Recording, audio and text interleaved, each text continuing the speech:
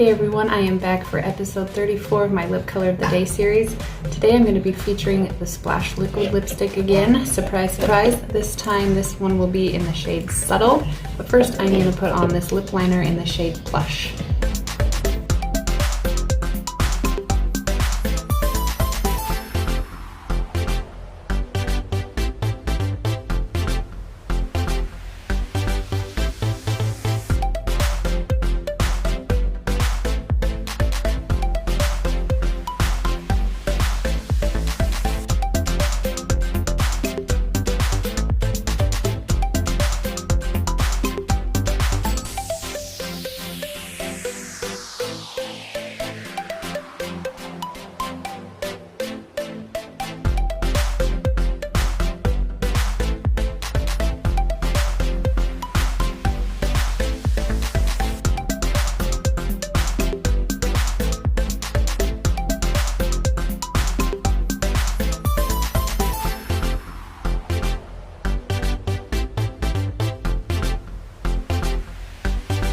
See, there you have it. It's just a nice subtle nude color, which is the name of the shade, and it goes great with anything. It would be a perfect everyday wearable color.